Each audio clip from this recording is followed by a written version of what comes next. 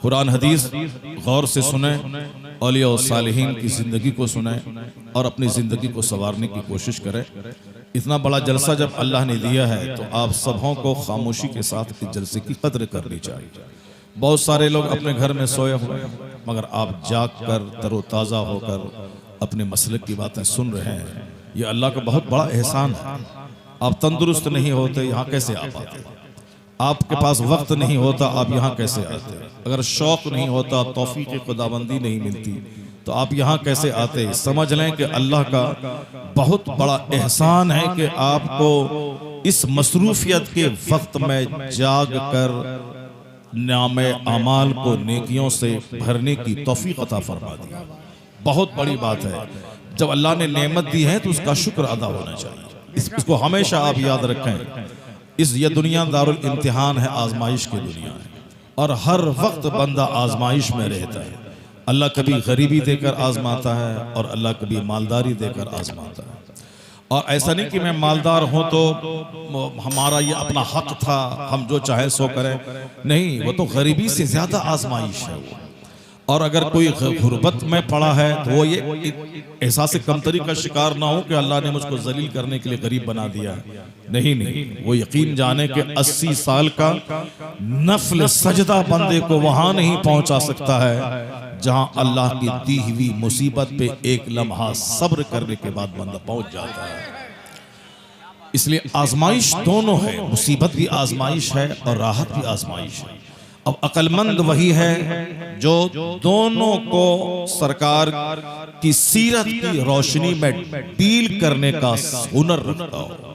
अक्लमंद वही। हुजूर के हदीस में पढ़ता हूं, जब बात आ गई है तो आका फरमाते हैं, अजबल अमरिल मोमिन इन्न अमरहु कुल्लहु लहु खैर व लैसा ज़ालिका लिअहदिन इल्ला लिल मोमिन व इन असाबतहु सर्रा व शकरा फकाना खैरुल्लाह व इन असाबतहु दर्रा व सबरा फकाना खैरुल्लाह। इस हदीस पाक का तर्जमा गौर से सुने। प्रैक्टिकल लाइफ में, रोजाना मामूलात जिंदगी में बहुत काम आएगी ये हदीस। चूंकि आज अक्सर लोग नेगेटिव सेंस रखने की वजह से आराम मिला तो बहक गए, गरीबी आई तो भी पांव फिसल गए। यानी एक बड़ा तबका है जो मालदार होने के बाद काफिर हो जाता है, और एक बहुत बड़ा तबका है जो गरीबी में काफिर हो जाता है। और इसी को आका अलैहिस्सलाम ने फरमाया है कि कुछ लोग हैं जिनके हक में मालदारी बेहतर है। अगर वह मालदार हैं तो मोमिन है, गरीब बने तो काफिर हो जाए। और कुछ लोग हैं जिनके लिए गरीबी बेहतर है, वो गरीब हैं तो मोमिन है, और जहां मालदार बने तो वो काफिर हो जाए। अब ये कोई नहीं जानता कि व्हाट विल हैपन टुमारो, कल क्या होगा ये कोई नहीं जानता। कौन बदलेगा, कौन दाढ़ी रखेगा, कौन दाढ़ी मुंडाएगा, कल कौन मालदार होगा, कल कौन गरीब होगा, कल कौन बीमार होगा, कल कौन तंदुरुस्त होगा, कल कौन मरेगा, ये कोई नहीं जानता। लोग अपने घर से निकलते हैं फैक्ट्री के लिए, उनकी डेड बॉडी वापस आ रही। लोग अपने घर से बाहर निकलते हैं कामकाज करने के लिए, रास्ते ही में उनका पांव फिसल जाता है, पांव टूट जाता है। ये दुनिया है, ये दुनिया की सच्चाई है कि कोई कन्फर्मली ये नहीं कह सकता कि मैं सब दिन जवान ही रहूंगा, सब दिन मैं गरीब ही रहूंगा, सब दिन मैं मालदार ही रहूंगा, सब दिन मेरी इज्जत होती रहेगी। ऐसा नहीं। बहुत इज्जतदार हैं जो देखते ही देखते पल में जलील हो गए। बहुत सारे गिरे हुए लोग थे जो आज सेठ, साहूकार, पत्नीदार, बिजनेसमैन, ताजिर कहला रहे हैं। यानी एक एक पल दुनिया में बदलता रहता है, हालात बदलते रहते हैं।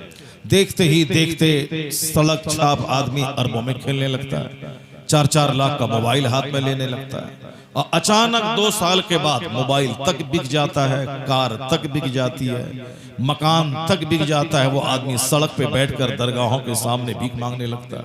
ये हालात। इसलिए बंदा को हर हाल में अल्लाह से डरना चाहिए हमेशा। यही है तमाम अहादीस की तालीमात का निचोड़, और यही है कुरान पाक की तमाम आयतों का निचोड़ के बस हर हाल में बंदा अल्लाह से डरे, अपने आप को मजबूर समझे कि मुख्तार तो अल्लाह की जात है, कादिर अल्लाह की जात है, और जब ये बात दिमाग में मजबूती के साथ घर कर जाएगी तो कभी ना मालदारी से इतराएंगे न कभी गरीबी से घबराएंगे। अरबों में खेलेंगे तो भी दिल आपका मिस्कीन जैसा रहेगा, अरबों में खेलेंगे तो भी आपकी जबान में मिठास रहेगी।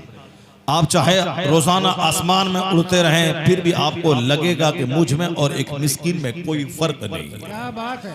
यह है इस्लामिक अंडरस्टैंडिंग और इस्लामी सोच का नतीजा। इससे हट के देख लें, जो कल तक गाय चराता था आज अगर बंबई में अरबपति हो गया तो उसकी बोली सुन लें, उसकी सोच देख लें, उसका अंदाज देख लें, उसके बैठने का, उसके चलने का, उसके बोलने का। और जहां 2-4 साल के बाद अल्लाह फिर उसे वहीं पहुंचा देता है जहां से आया था, तो फिर वह टूट के रह जाता है और ऐसा टूटता है कि गूंगा हो जाता है। वह शख्स कुछ बोलता नहीं, कुछ बोलने के लिए उसके पास जबान नहीं रह जाती है, वह सिर्फ दूसरों का चेहरा देखता है। तो अल्लाह रब्बुल इज्जत गोंगे को जबान देना जानता है, तो जबान की गोयाई छीन कर उसे गोंगा बनाना भी जानता है। इसलिए हमेशा अल्लाह से डरते रहें, तन्हाई में रहें तो भी डरें, मजमे में रहें तो भी डरें, 5 स्टार होटल में रहें तो भी डरें, और बंद कमरे में अपने घर, खेत, खलियान, फैक्ट्री, मशीन पर रहें तो भी अल्लाह से डरते रहें। अल्लाह रब्बुल इज्जत से कोई बंदा पंगा नहीं ले सकता, कोई अल्लाह रब्बुल इज्जत को थका नहीं सकता, कोई बंदा अल्लाह रब्बुल इज्जत को अपनी बोली से, अपनी कुर्सी से, अपनी सल्तनत से अल्लाह रब्बुल इज्जत को डाउन नहीं कर सकता है, क्योंकि अल्लाह रब्बुल इज्जत तमाम सिफाते कमालिया का जाम है, वो ज़ात जिसके आगे कोई और सिफत ही नहीं है। कुल्ल यौमिन हुवा फी शान। अल्लाह रब्बुल इज्जत की कुदरत इतनी बड़ी है कि हर दिन अल्लाह रब्बुल इज्जत की कुदरत कामिला का अलग अलग शक्लों में ज़ुहूर होता रहता है। वो मेरा रब है जो सारी दुनिया चलाता है, अमेरिका हो या हिंदुस्तान, मलेशिया हो, जापान, चाइना हो या नॉर्वे, कनाडा, ये 1000 करोड़ की आबादी वाली दुनिया में इंसान तो लिमिटेड है। इंसान की गिनती हो सकती है, इंसान काउंटेबल है जिसकी गिनती हो सकती है। बनारस में कितने मर्द कितनी औरतें हैं वो सब कुछ टेबल पर मौजूद है। उत्तर प्रदेश में कितनी आबादी मर्दों, कितनी औरतों की है, कितने मुसलमानों की, कितने गैर लोगों की, सारी चीजें टेबल पर मौजूद हैं। अब पूरे हिंदुस्तान के सारे स्टेट्स में कितने मर्द, कितनी औरतें, कितनी आबादी है, वह सब कुछ दिल्ली में मौजूद है।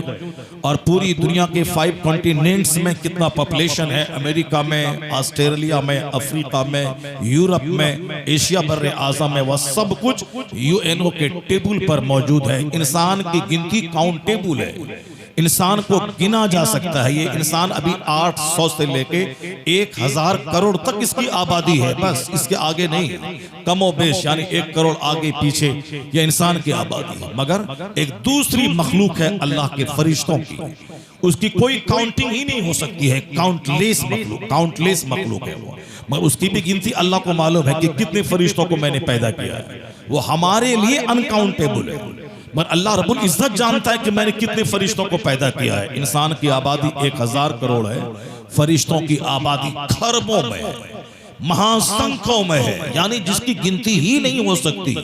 आसमान में 1 इंच जगह खाली नहीं है कि जहां की कोई दूसरा फरिश्ता जगह ले सके। सारा आसमान चरमरा रहा है और उस चरमराहट की आवाज हुजूर सुन रहे हैं कि किस कदर आसमान में। सरकार दो जहां इस तरह फरमाते हैं कि आसमान इतने फरिश्ते हैं कि आसमान चरमर कर रहा है और मैं उसकी चरमराहट की आवाज सुन रहा हूं। किस कदर अल्लाह ने अपने महबूब को कुव्वत समाअत दी है कि जमीन पे रह के आसमान की चरमराहट सुने। जब ये बात सच है तो ये भी सच है कि मुस्तफा अपनी कब्र में रहकर अपनी दुनिया के सारे गुलामों की एक्टिविटीज को देख रहे हैं और मदीने में रहकर देख रहे हैं कि बल्कि शाह के आस्थाने पे कितने लोग आकर इस्लाम सुनने के लिए बैठे हुए हैं। किसके दिल में क्या है, किसकी जबान पे क्या है, किसके दिमाग में क्या चल रहा है, सब पे मुस्तफा जाने रहमत की नजर है। और जब हुजूर की नजर है तो दीवानों के अदब का तकाजा है कि वो खामोश रहे। सर महफिल जिक्र मुस्तफ़ा में उनसे कोई बेअदबी सादिर ना हो, कोई नाज़ेबा जुमले ज़बान से नहीं निकल जाए, कोई गलत हरकत उससे सादिर ना हो जाए, चूंकि माँ बाप भाई बहन गवर्नमेंट की नजर नहीं है मगर उसके दिलों पे मुस्तफ़ा जान रहमत की नजर मौजूद है। हुजूर अपनी कब्र अनवर में है मगर वो हर दीवानों के घर में रहते हैं, वो हर दीवानों की मजलिस में रहते हैं, वो अपने चाहने वालों की हर महफिल में रहते हैं। जब ये बात सच है फिर हंगामा किसका?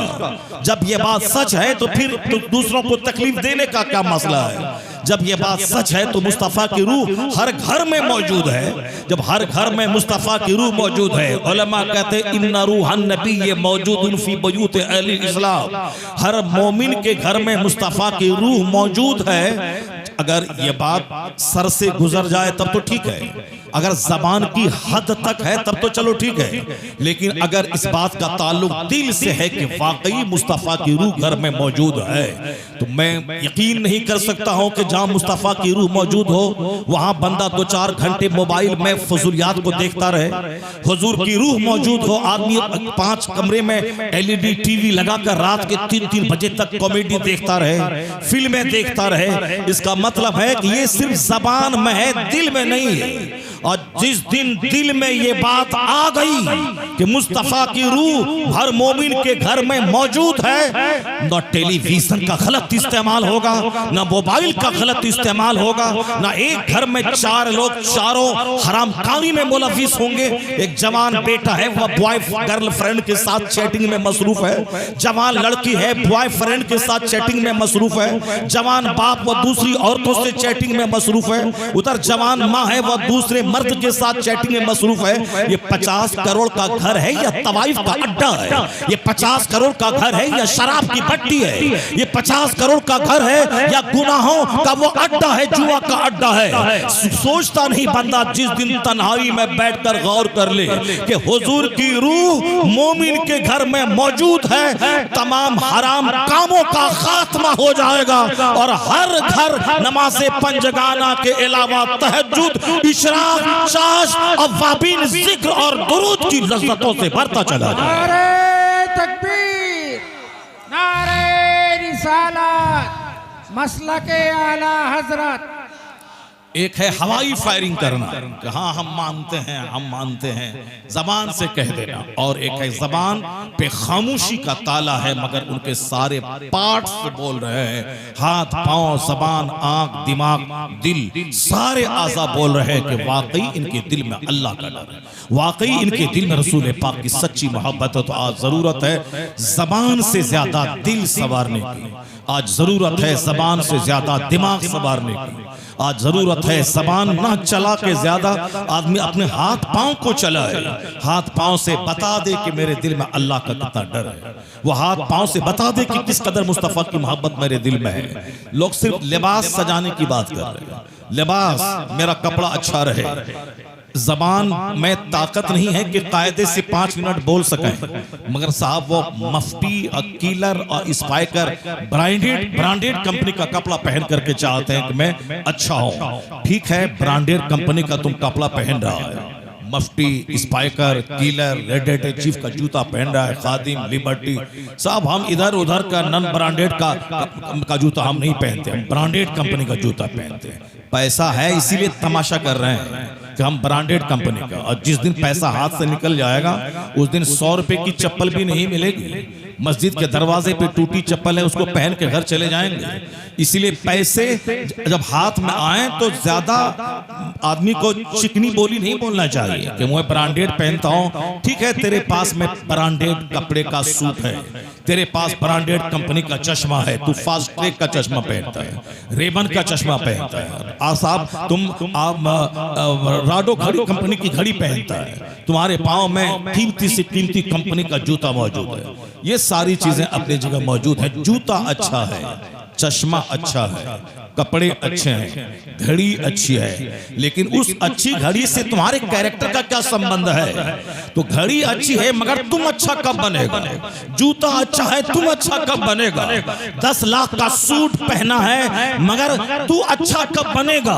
सूट से एक आदमी की इज्जत नहीं है, चश्मा से एक आदमी की इज्जत नहीं है, ब्रांडेड कंपनी का कपड़ा पहना उससे इज्जत नहीं है। असल में इज्जत है कि तेरे पास डिसिप्लिन कितना है, तेरे पास अदब अदब कितना है, तेरा कैरेक्टर कितना उम्दा है, तेरे पास तकवा कितना है, तेरे पास बुजुर्गी कितनी है, तेरे पास अदब और एहतराम और अल्लाह रब्बुल इज्जत का डर और खशियत कितनी है। जब जब किरदार बुलंद होता जाएगा तो पैबंद वाला कपड़ा भी तू क्यों ना पहन ले, अल्लाह करोड़ों दिल में तेरी मोहब्बत डाल देगा।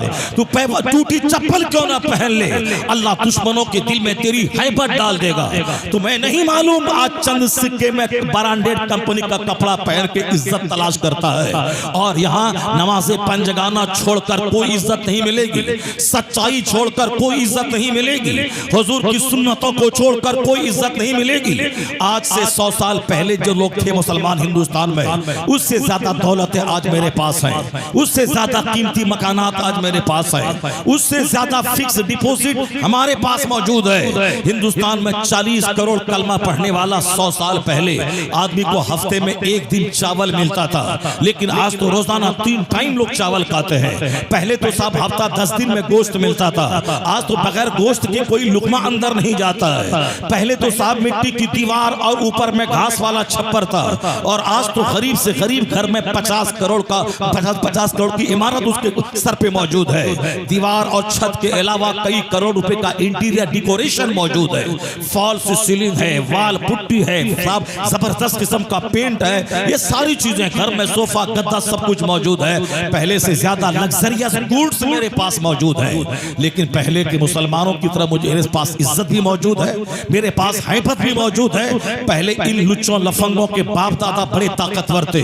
उनके पास इल्म था, वो 24 घंटे फर्राटे से अंग्रेजी बोलते थे, लेकिन उनका आज ये लुच्चा लफंगा बेटा हिंदुस्तान में मुसलमानों को जी भर के गाली देता है। इसके बाप दादा बड़े ताकतवर थे, वो ऑक्सफोर्ड से पढ़ के आए थे, वो कैम्ब्रिज से पढ़ के आए थे, वह नवाब और राजा कहलाते थे। उन लोगों ने 1 दर्जन कॉलेजेस और यूनिवर्सिटियां कायम की थी, मगर वह लोग इस्लाम मिटाना चाहते थे, मगर मेरे बाप दादाओं की हैबत की वजह से उन लोगों के सामने उनकी जबान नहीं खुलती थी, उनका दिल थर्राता था, उनका सारा प्लान धरा रह जाता था। यही वजह है कि इनसे ज्यादा ताकतवर इनके आबा अजदाद थे, मगर इस्लाम का कुछ नहीं बिगड़ सका। उस वक्त 5 करोड़ की आबादी कलमा पढ़ने वालों की थी, इनसे ज्यादा ताकतवर वो लोग थे, मगर उन ताकतवरों ने मिलकर 5 करोड़ से घटा के मुसलमानों को 4 करोड़ नहीं बना सके। मुसलमानों की मस्जिदों को घटाकर 1 लाख से वो 50,000 तक नहीं ला सके, बल्कि उनकी दुश्मनी बढ़ती गई। मस्जिदों की तादाद में इजाफा होता चला गया, मदरसों की तादाद में इजाफा होता चला गया, और आज हालम यह है कि 5 करोड़ बढ़कर 40 करोड़ में तब्दील हो गए हैं। यह इस बात की दलील है कि चाहे दुश्मन 1000 मजबूत हो जाए, पर इस्लाम उससे ज्यादा मजबूत होता चला जाता है। अल्लाह ने कुछ ऐसा रखा है कि इस्लाम की दुश्मनी बढ़ती जाएगी, मुस्तफा के गुलामों की तादाद में इजाफा होता चला जाएगा। ये मजहब इस्लाम की वो इज्जत और अजमत है कि इस्लाम तो बढ़ता जाएगा, मगर इस्लाम लाने वाले अगर कमजोर हुए तो इसको चिढ़ाने के लिए उनकी गलाजत बढ़ती जाएगी, उनकी गंदगी बढ़ती जाएगी, उनकी काली बढ़ती जाएगी। हमारी हैबत जो उनके दिल में थी वो हैबत निकलती चली जा रही है, सिर्फ इसीलिए कि मैं कपड़े के पीछे पागल हो गया, मैं मकान के मुकाबले में पागल हो गया, मैं गाड़ी के मुकाबले में पागल हो गया।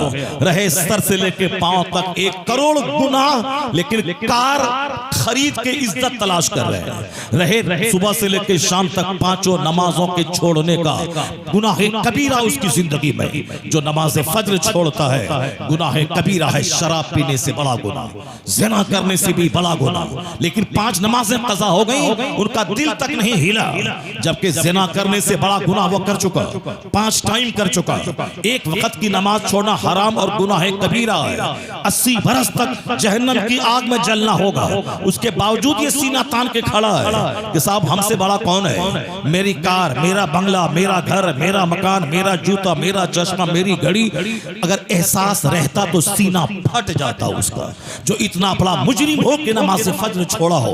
और जब नमाज फज्र छोड़ना इतना बड़ा गुनाह है कि जैसे सल्तनत उसकी लूट गई हो, जैसे उसके बच्चे तबाह बर्बाद हो गए हो, जैसे उसका सारा सरमाया खत्म हो गया हो। हुजूर ने क्या फरमाया, रकाअतल फज्र खैरुम मिनद दुनिया व मा फिहा, फजर की 2 रकात नमाज दुनिया और दुनिया में जो कुछ है उससे बेहतर है। फजर की 2 रकात नमाज दुनिया और दुनिया में जो कुछ है उससे बेहतर है। मुस्लिम शरीफ की हदीस में आया है, रकाअतल फज्र खैरुम मिनद दुनिया व मा फिहा। दुनिया में 200 से ज्यादा ममालिक है, दुनिया में सोने चांदी का पहाड़ है, दुनिया में 200 से ज्यादा ममालिक की करेंसीज है, डॉलर है, रियाल है, दिरहम है, दिनार है, पौंड है, सारी चीजें दुनिया में है। मगर हुजूर ने क्या फरमाया, फजर की 2 रकात नमाज दुनिया और दुनिया के अंदर जो कुछ है उससे बेहतर है। तो जो 2 रकात नमाज फजर अदा कर ले, इसका मतलब उसे हिंदुस्तान की बादशाहत मिल गई, उसे अमेरिका यूरोप की सल्तनत मिल गई, उसे दुनिया भर के जितने सोने के पहाड़ हैं वो सब मिल गए। यानी हुजूर की बात सच्ची है, सरकार का फरमान सच्चा है। हुजूर ने कहा 2 रकात नमाज दुनिया व माफिहा, माफिहा मतलब जो कुछ दुनिया के अंदर में है, दुनिया और जो कुछ दुनिया के अंदर है उससे बेहतर है फजर की 2 रकात नमाज। तो अब अगर इतनी नेमत मिल गई तो जिसने फजर की नमाज छोड़ दी उसके बारे में क्या कहा जाएगा, दुनिया और दुनिया में जो कुछ है सारी चीजें उसकी लूट गई। यानी उसकी औलाद तबाह हो गई, उसका घर बर्बाद हो गया, उसकी जिंदगी बर्बाद हो गई। यही वजह है कि 2-4 साल के बाद बेनमाजी का जब कारोबार ठप हो जाता है, 2-4-5 साल के बाद बेनमाजियों के घर में जब दिन रात उलझने पैदा होती है, 2-4-10-20 साल के बाद बेनमाजी की इज्जत जब जिल्लत में तब्दील हो जाती है, उस वक्त ये हाथ पांव चारों शाने चित होके बोलता, मैंने कोई गुनाह तो नहीं किया था, मैंने किसी का घर तो नहीं लूटा, मैंने किसी को धोखा तो नहीं दिया, मैंने किसी को कत्ल तो नहीं किया, किसी का कत्ल तो नहीं किया, फिर ये मुसीबत क्यों आ गई? तुमने कत्ल नहीं किया, ये और सच है।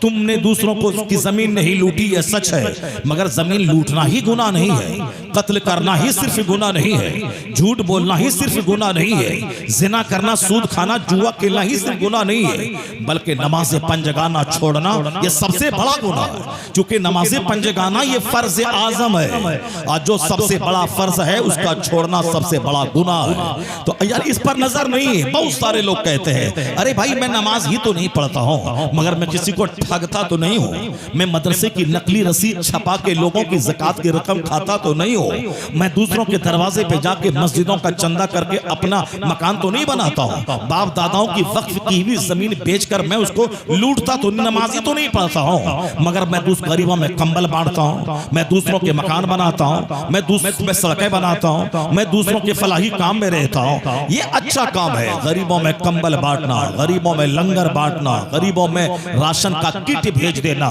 उनका मकान बनवा देना, उनकी बेटी की शादी करवा देना, शादी समारोह आयोजन करके 1000 गरीबों की बेटी का फ्री शादी करवाने का इंतजाम कर देना, गरीब बच्चों को फ्री IAS की तैयारी करवा के DM बनवा देना, ये सब अच्छा काम है, डेवलपमेंटल और फलाही काम है, सब अच्छा काम है। लेकिन इन कामों की वजह से आपसे नमाज माफ नहीं हो जाएगी। इन फलाही कामों की वजह से आप ये जो समझ लेंगे कि नमाज छोड़ करके मेरा काम बन जाएगा, नहीं होगा।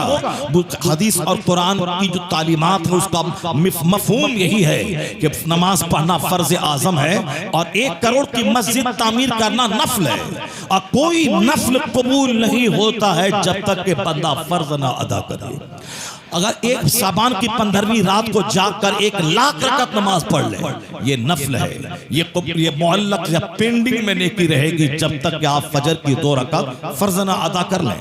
चूंकि वो रात भर जाग के नफल पढ़ना फर्ज नहीं है, वो नफल है, पढ़े सवाब नहीं पढ़े कोई गुनाह नहीं, मगर फजर की 2 रकात नमाज पढ़ना ये फर्ज आजम है। इससे हट के 1 लाख नफल सजदा वह पेंडिंग में रहेगा जब तक कि फर्ज का हिसाब नहीं चुका दें आप।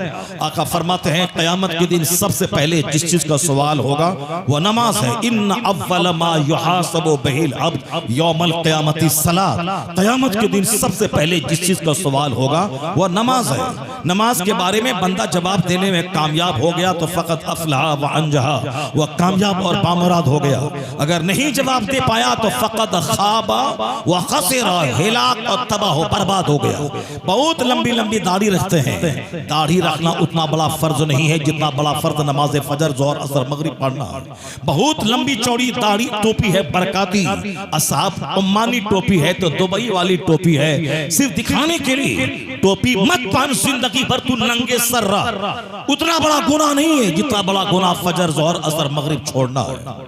इतना दिल गिरा बांध के रख लीजिए आप, वरना हमारी बहुत सारी गलत फहमियां, बहुत सारी मिसअंडरस्टैंडिंग हमारे एक 99% 95% बड़े तबके को बेनमाजी रखता है। और उसके दिल में यह बात है कि नमाज पढ़े बगैर भी जन्नत मुझको मिल जाएगी। उनके दिमाग में यह बात है कि नमाज पढ़े बगैर भी मुझको मुस्तफा की शफात मिल जाएगी। वो तो अल्लाह का फजल है, हुजूर की शफात है। 99 आदमी का कातिल अल्लाह चाहे उसको माफ कर दे, वो तो अल्लाह का फजल है। कोई सारी जिंदगी एक सजदा न किया हो, वो ईमान उसके पास मौजूद है। अल्लाह चाहेगा, अल्लाह की कुदरत, अल्लाह की ताकत, अल्लाह का फजल, अल्लाह उसे माफ करके जन्नत में दाखिल कर दे। मगर इससे ये अंदाजा न लगा लें कि अल्लाह जब चाहेगा तो माफ कर ही देगा, तो क्यों मैं नमाज पढ़ूं, क्यों मैं रोजा रखूं। ऐसा नहीं, इसको इस तरीके से समझे। अल्लाह के पास इतनी ताकत है वो आम के पेड़ से सोने का फल दे दे, इसमें कोई शक नहीं है। There is no doubt in it, इसमें कोई शक नहीं है कि अल्लाह के पास इतनी ताकत है, इतना पावर है। वो दरख्त में आम की जगह सोने का आम दे दे, ये अल्लाह को ताकत है। और अल्लाह ऐसा कर सकता है, अल्लाह के पास ये ताकत है। अल्लाह चाहे तो मैं जो लूम में साड़ी बनाता हूं, बनारस की साड़ी, ये बनारस की साड़ी सोने की साड़ी वहां से निकल जाए, मैं वहां धागा दूं और वहां से सोने की साड़ी बन के निकल आए। इसको कोई इनकार नहीं कर सकता। नहीं, कोई ये बोल ही नहीं सकता है कि अल्लाह तबारक तआला के पास ये ताकत ही नहीं है कि हम उसमें धागा डालें, अब साहब का पास का धागा, और वहां से सोना निकल जाए। कोई मुसलमान नहीं बोलेगा, न कोई मौलाना, न कोई मौलवी, सब लोग ही बोलेंगे जबरदस्त इन्नल्लाह अला कुल्ली शैइन कदीर, अल्लाह हर चीज पर कादिर है। अल्लाह चाहे तो हम लगाएं खेत में धान, और धान से वहां धान ना निकल करके धान की बाली में चांदी और याकूत और मोंगा निकल जाए। अल्लाह के पास ताकत है, अल्लाह ऐसा कर सकता है। अल्लाह जब चाहे कर दे। दिल्ली में एक बुजुर्ग थे अब्दुल्ला शकरबार रहमतुल्लाह अलैह, दिल्ली में कहत छाया, पानी बंद हो गया, लोग परेशान हो गए। अल्लाह के वली थे, उनके पास आ गए, कहा बाबा बारिश बंद है, पानी पीने को नहीं मिल रहा है, जानवर परेशान हैं, चारा नहीं है, फसलें पैदा नहीं हो रही हैं, तो आपने हाथ उठा के दुआ कर दी। जब दुआ की तो अल्लाह ने उनकी दुआओं के बदले में आसमान से पानी नहीं बल्कि शक्कर की बारिश कर दी, यानी वो शक्कर की बारिश होने लगी। अब जब शक्कर की बारिश हुई तो सारे दिल्ली के लोग मस्त हो गए। पानी ही नहीं बल्कि शक्कर वाला पानी, मीठा पानी, शरबत आसमान से उतर गया। तो इसीलिए उसी दिन से उनका नाम शकरबार, अब्दुल्ला शकरबार हो गया। ऐसे ऐसे लोग, अल्लाह चाहे तो आसमान से सोना बरसा दे, अल्लाह चाहे तो आसमान से मोती मोंगा बरसा दे। लेकिन क्या मोती की बारिश आपने कभी देखी है दुनिया में? कभी आपने मोंगे की बारिश देखी है? कभी आपने सोने की बारिश देखी है? कभी पूरे हिंदुस्तान में 150 करोड़ की आबादी है, बता दे कहीं कि किसी खेत से वहां गेहूं की जगह पे सोना निकल गया हो, कहीं धान में बासमती धान की जगह वहां से चांदी निकल गया हो? नहीं नहीं, ऐसा नहीं होता। अल्लाह के पास कुदरत है, लेकिन अल्लाह का सिस्टम क्या है, अल्लाह का नियम क्या है, अल्लाह रब्बुल इज्जत का कानून क्या है, अल्लाह रब्बुल इज्जत का ज़ाब्ता क्या है। अल्लाह रब्बुल इज्जत का ज़ाब्ता है कि मर्द के पेट से बच्चा पैदा नहीं होता है, औरत के पेट से बच्चा पैदा होता है। अल्लाह का ज़ाब्ता यह है कि मर्द और औरत दोनों आपस में मिलते हैं तब बच्चा पैदा होता है। अल्लाह चाहे बगैर माँ बाप के बच्चा पैदा कर दे। जैसे एक बार जनाब आदम अलैहिस्सलाम को पैदा करके बता दिया, बंदे मेरे पास ये ताकत है, मैं पैदा कर सकता हूँ, बगैर माँ बाप के मैंने आदम को पैदा कर दिया। और एक मर्द की बाएं पसली से सैयदा हव्वा रज़ियल्लाहु ताला अन्हा को पैदा करके बता दिया कि मैं मर्द की बाएं पसली से इनको पैदा किया हूँ। ये औरत का आगाज वहीं से हुआ। बाएं पसली यानी टेढ़ी है, और उसी टेढ़ी पसली से जनाबे हव्वा की पैदाइश हुई। और क़यामत तक की सारी हव्वा की बेटियां, यानी जितनी भी औरतें हैं, सबकी शख्सियत में टेढ़ापन मौजूद है। यानी टेढ़ापन मौजूद है। वह शौहर के घर में रहना, शौहर का खाना, शौहर के पैसे से रहना, शौहर की जिंदगी से बेवगी की नहुसत से बचना, जब तक शौहर जिंदा है वह सुहागन है। शौहर मर गया वह बेवा है। बेवा का लफ्ज कोई सुनना नहीं चाहती कोई औरत अपने लिए। पांचपन का ताना, अब बेवापन का ताना कोई औरत नहीं सुनना चाहती है। जब तक शौहर है वो सुहागन है, शौहर वाली है। जिसकी वजह से सुहागन है उसी से लड़ाई है, जिसकी वजह से वह सुहागन है उनकी सारी जंग उसी से है, उस सारी जंग उसी से है, उन्हीं से लड़ना है, उन्हीं को रात में नखला दिखलाना है, उन्हीं को दिन में खाना दे करके उनकी माँ उनकी बहन की 50 शिकायतें कर देनी है। यानी जिनकी वजह से वह हरी भरी है, जिनकी वजह से वह सुहागन है, सारी जंग उसी से। क्यों? वह टेढ़ी पसली से पैदा होती है। हुजूर ने फरमाया है कि यह टेढ़ी है, इनको सीधा करने की कोशिश करेगा ये टूट जाएगी, और टूटना तलाक है। सारा घर उजड़ जाएगा, सारा समाज उजड़ जाएगा। उनको उसी हालत पे रहने दे, उसी हालत से फायदा उठा, उनको समझाता रह। ताकत से जो चाहेगा कि सीधा कर दें वो टूट जाएगी। टूटना तलाक है, घर उजड़ जाएगा, बिगड़ जाएगा। बस वो 50 बात बोल रही है, तुम सुनते रहो। वो खाना लाके दी है, वो 2-4-10 बात कह रही है, तुम्हारा भाई ऐसा, तुम्हारी बहन ऐसी, तुम्हारी फूफी ऐसी, बस सुनते रहो, मुस्कुराते रहो। उनको बोलो ऐसी सब बातें नहीं करने का, समझाने का। इस लाठी डंडा जहां उठाए कि बस टूट जाएगी वो, और टूटना तलाक है। और एक मर्द हो के औरतों को मारना ये कमाल नहीं है। दुनिया सुनेगी तो हंसेगी, दुनिया सुनेगी तो आपकी मर्दानगी पे लोगों को शक हो जाएगा। ये मर्द हो के औरतों को नौकर गुलाम की तरह पीटता है। एक आग तमाचा लगा देना, एक आग डंडा मार देना तरबियत के लिए, यहां तक तो सही है। हुजूर ने मना किया नौकर गुलाम की तरह इसे मत पीटा कर। अभी पीटेगा, अब पीटना भी हो कभी कभार अदब तादीबन, तो चेहरे पे मत मार, वरना अभी तू मारेगा 2 घंटे के बाद उसी चेहरे से फायदा उठाएगा। ये तुम्हारी गैरत के खिलाफ है, ऐसा मत करना। तो औरत की फितरत में है ज्यादा बातें करना, औरत की फितरत में है टेढ़ा रहना, औरत की फितरत में है गुस्सा, औरत के नेचर में है जिद। तो उनको उसी हालत में रख, रोजाना समझाता रह।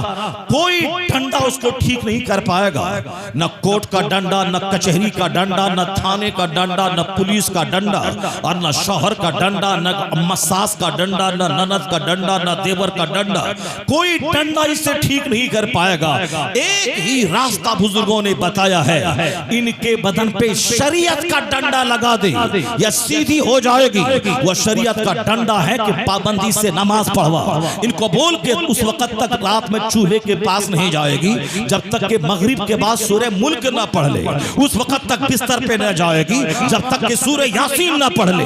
उस वक्त तक सुबह हाथ में झाड़ू नहीं लेगी जब तक कि फजर पढ़ के 1000 बार दुरूद ना पढ़ ले।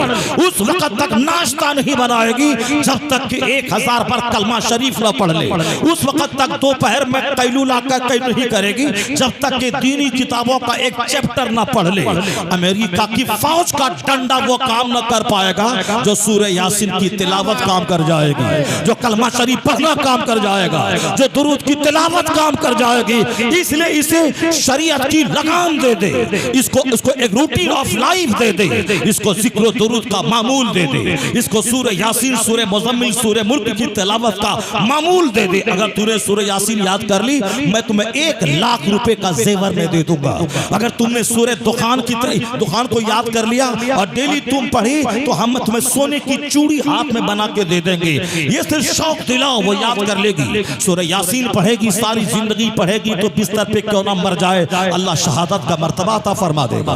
वह रोजाना सूरह दुखान पढ़ के सोए। हदीस में आया है सुबह इस हाल में मर्द पढ़ के सोए इस हाल में उठेगा, औरत पढ़ के सोए इस हाल में उठेगी कि 70,000 फरिश्ते उसके लिए बख्शिश की दुआ करेंगे। कौन है जो तेरे लिए बख्शिश की दुआ करेगा?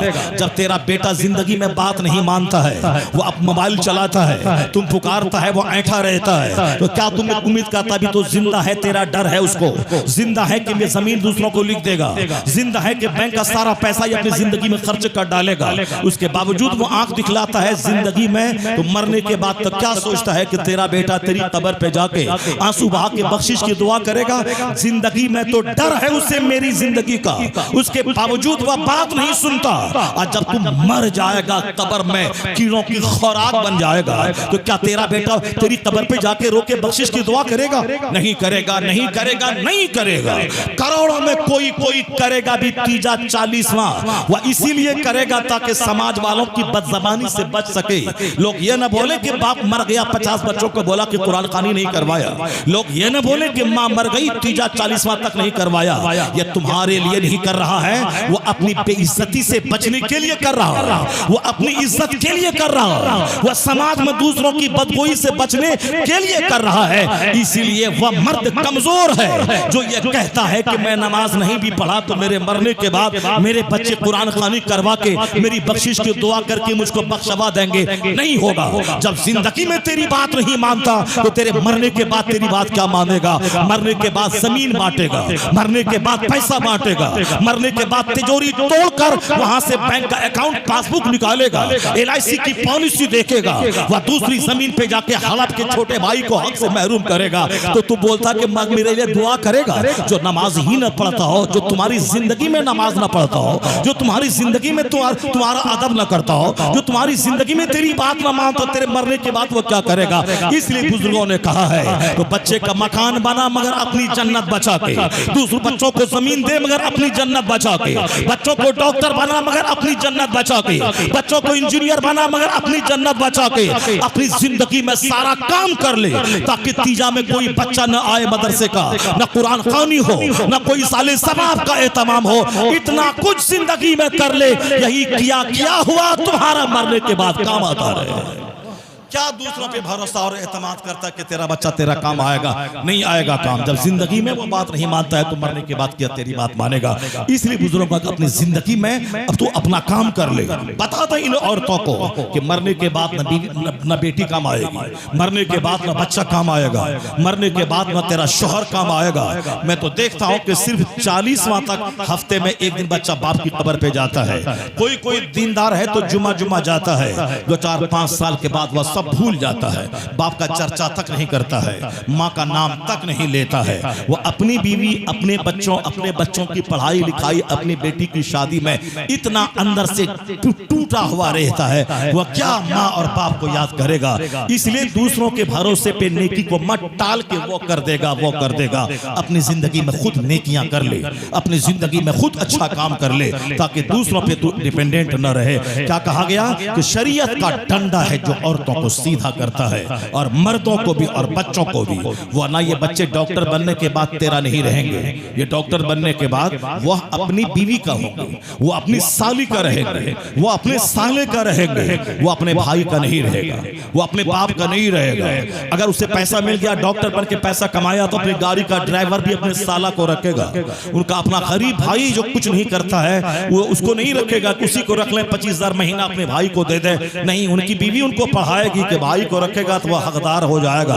यह बोलेगा मेरा भी शेयर इसमें है, आने वाले दिन में तेरे बच्चों के साथ नुकसान हो जाएगा, इसीलिए उनको हटा दे। ये तो इनका मामू है, मेरा भाई है, ये तो ऐसा कुछ दावा नहीं ठोकेगा। अब सब प्रॉपर्टी पे साला का कब्जा है, ऑफिस का इंचार्ज साला है, गाड़ी का ड्राइवर साला है, वो साहब जो तंजीम चलाता उस तंजीम का सेक्रेटरी साला है, उसका सदर उसकी बीवी है, उसका मैनेजर वह खुद है, यानी सब पे वो कब्जा करना चाहता है। तो कौन है तेरा? किस पे तू करता है एतमाद? जब तेरा भाई दगा देता है तो कौन है तेरा? कोई नहीं है तेरा।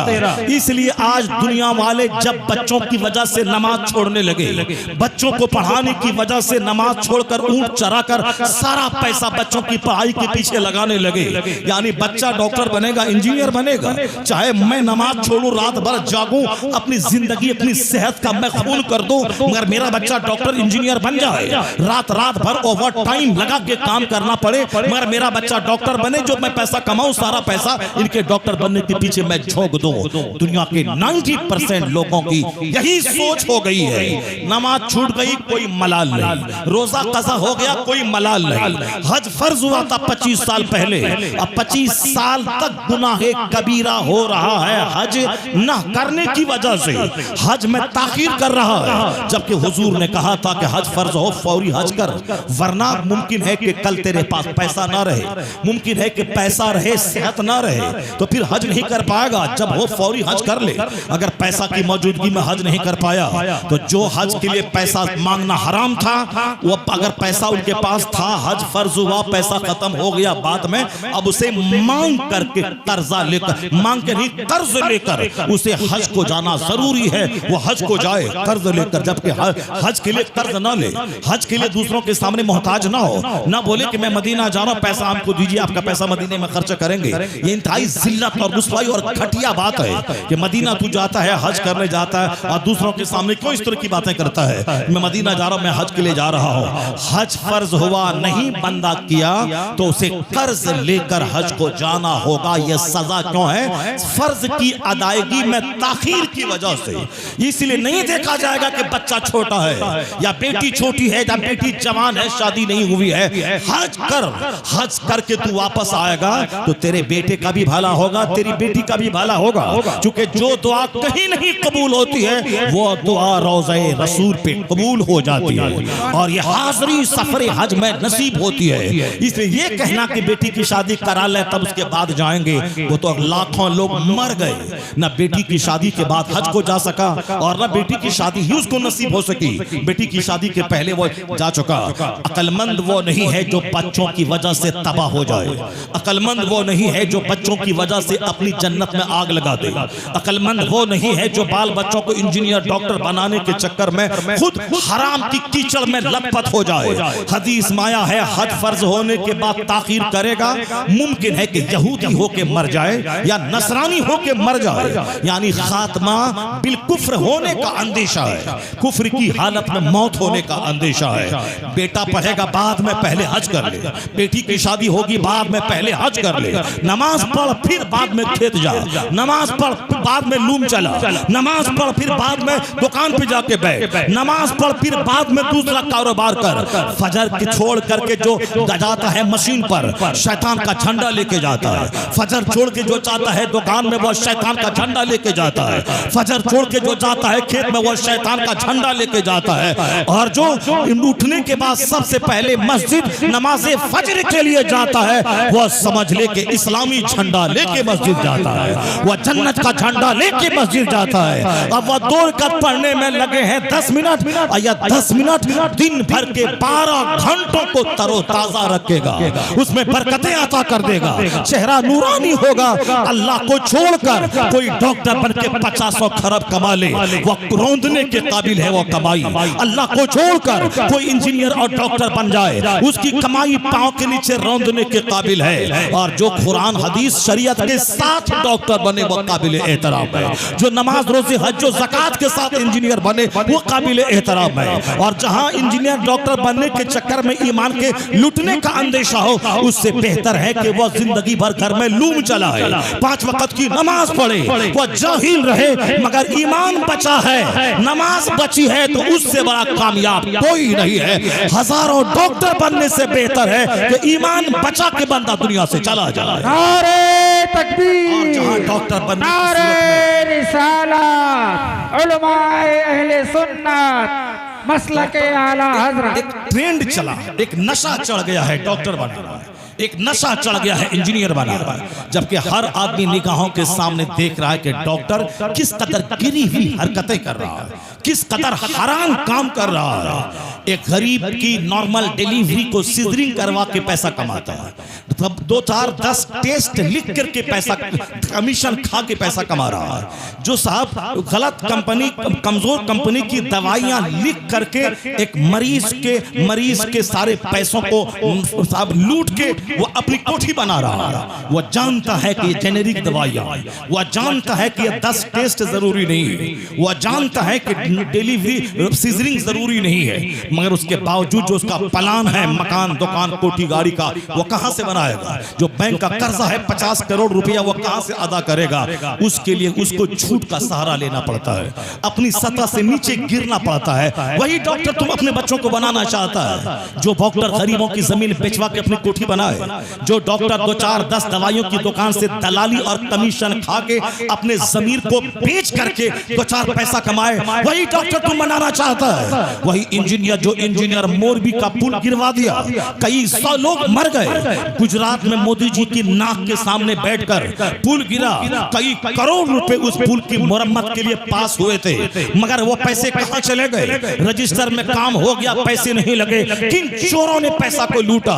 या 200 से ज्यादा आदमी की जान गई, इसका जिम्मेदार कौन है? वही हरामखोर इंजीनियर तो अपने बेटों को बनाना चाहता है, जो अपनी गैरत को लुटा के, जो अपनी आदमियत का जनाजा निकाल के, जो मुरफ़्फ़त और खुददारी और गैरत को मिटा के चंद पैसे कमाना चाहता है। सिर्फ doctor engineer, doctor engineer, doctor engineer ये मत बना।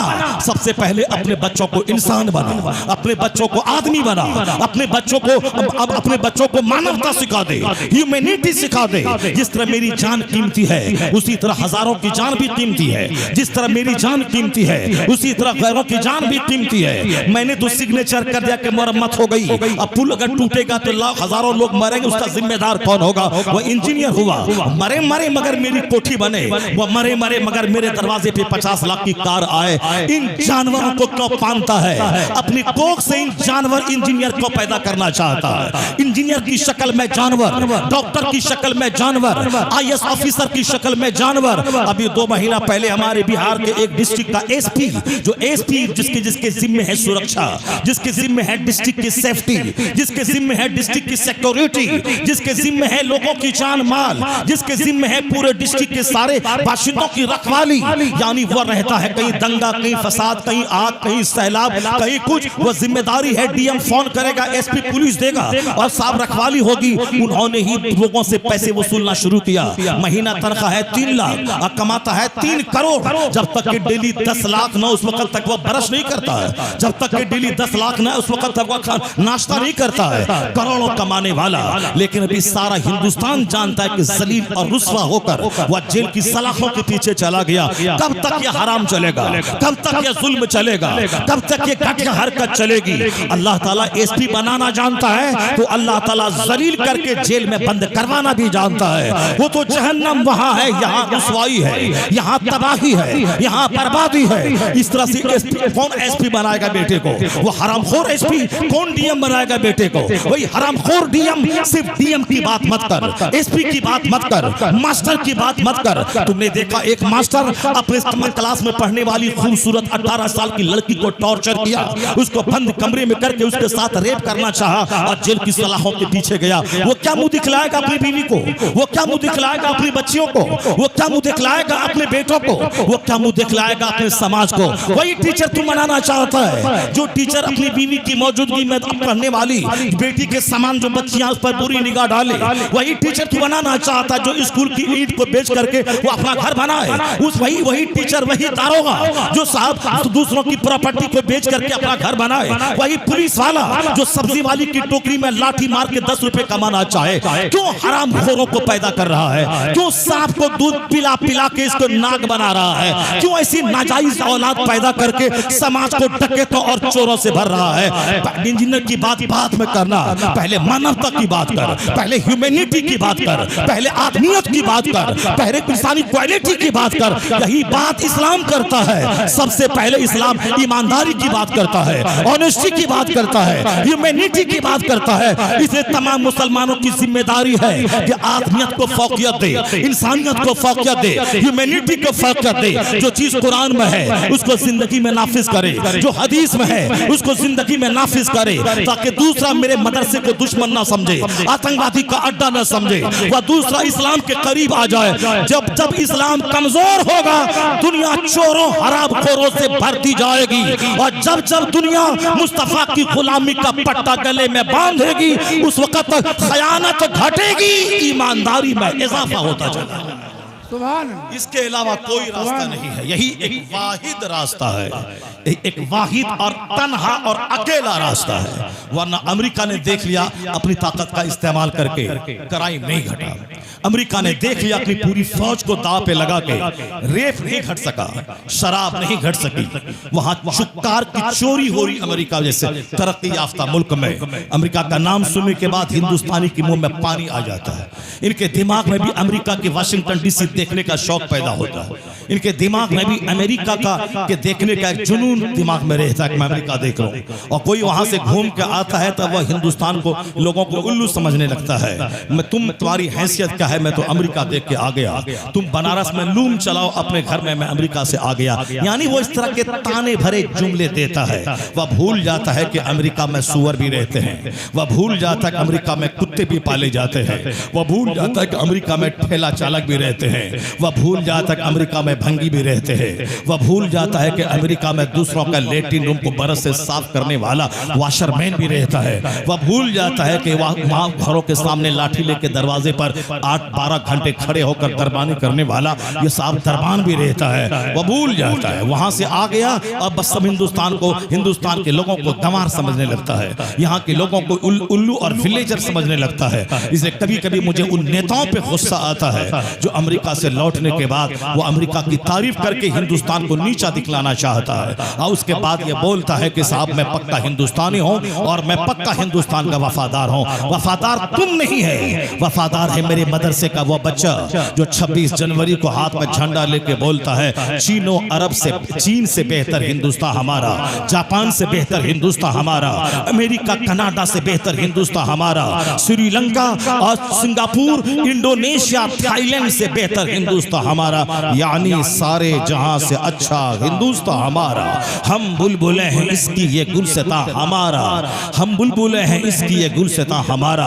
उसके बावजूद ये गद्दार वतन हो गया, ये गद्दार वतन है जो बोले चाइना से अच्छा मेरा भारत, पाकिस्तान से अच्छा मेरा भारत, बांग्लादेश से अच्छा मेरा भारत, थाईलैंड से अच्छा मेरा भारत, ये हो गया गद्दार वतन। और जो अमेरिका से लौट के आए बोले क्या अमेरिका की दुकान, क्या अमेरिका का मॉल, क्या अमेरिका की सड़कें, क्या अमेरिका की बिल्डिंगें, क्या अमेरिका का ट्रक ड्राइवर, क्या अमेरिका का व्हाइट हाउस, क्या अमेरिका का पार्लियामेंट हाउस, वो जो उस वहां का गुण गाता है। अब वो बोलता हम पक्का देशभक्त हैं, तू देशभक्त नहीं है। रहे अमेरिका में सोने की सड़कें, रहे अमेरिका में चांदी का घर, रहे अमेरिका में हीरे जवाहरात की सड़कें, रहे अमेरिका के व्हाइट हाउस में सोने चांदी की दीवार, उससे बेहतर है मेरा हिंदुस्तान, मेरा वो पार्लियामेंट हाउस जहां मिट्टी की दीवार हो, मेरा वो असेंबली हाउस जहां मिट्टियां हो, मेरा वो हिंदुस्तान जहां की सड़कें टूटी हो, मेरा वो हिंदुस्तान जहां की गलियां टूटी हो, मेरा वो हिंदुस्तान जहां सड़कों पे पानी हो, मेरा वो हिंदुस्तान जहां बस 1 घंटा तक खड़ा रहे नाली के सामने। ये हिंदुस्तान मेरा अमेरिका की उस गली से बेहतर है जहां सोने चांदी की ईंट का इस्तेमाल हुआ। ये है अपने वतन से मोहब्बत, ये है अपने वतन की मिट्टी से मोहब्बत, ये है अपने वतन की गलियों से मोहब्बत, ये है अपने वतन के गलियारों और अपने वतन की पार्लियामेंट हाउस से मोहब्बत, ये है अपने वतन के असेंबली हाउस से मोहब्बत। है किसी में ये मजाल जो हिंदुस्तान की ये तारीफ कर दे कि अमेरिका के मकान से बेहतर हिंदुस्तान की सड़ी हुई ईंट मेरे नजदीक है आदित्य जोगीनाथ बोल दे कि साहब मैं थाईलैंड गया, वहां की सड़कों से बेहतर मेरा भारत, यहाँ की टूटी गलियां, यहाँ की महकती सड़कें, यहाँ के सड़कों पे बैठी हुई गाय उसका गोबर, ये साहब जापान की चिकनी सड़कों से बेहतर है। ये बोली न पंडित आदित्य जोगीनाथ बोलेंगे, न ये बोली मोदी जी बोलेंगे, न ये बोली अमित शाह बोलेगा। अगर ये बोली कोई बोलेगा तो एक मदरसे का पढ़ा हुआ शहरे यार बोलेगा, या बोलेगा तो कोई कलमा पढ़ने वाला बोलेगा। क्योंकि मेरा मजहब मुझे मस्जिद से मोहब्बत भी सिखाता है, मेरा मजहब अपने मरकज मक्का मदीना से मोहब्बत भी सिखाता है, और मेरा मजहब जहां मैं पैदा हुआ हूं वहां की मिट्टी से मोहब्बत करना भी सिखाता है। नारे तकबीर, नारे रिसालत, मजहबे इस्लाम, मजहबे इस्लाम, नारे तकबीर, नारे रिसालत। लोगों ने अपना फार्मूला बहुत आजमा लिया, लोगों ने अपनी तहकीक बहुत आजमा ली, सारी तहकीकें फेलियर साबित हो गई, सारी तहकीक कमजोर साबित हुई। लोगों का अपना तजर्बा, अपना बनाया हुआ फार्मूला कमजोर साबित हुआ।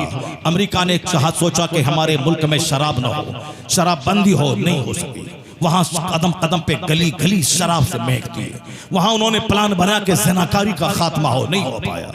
आए दिन रेप की घटना, और एक मिनट पे कई कई रेप के केसेस दर्ज होते हैं, नहीं खत्म हो सका। वहां की ताकतवर फौज गुनाहों को मिटा नहीं सकी, क्राइम नहीं मिटा सकी।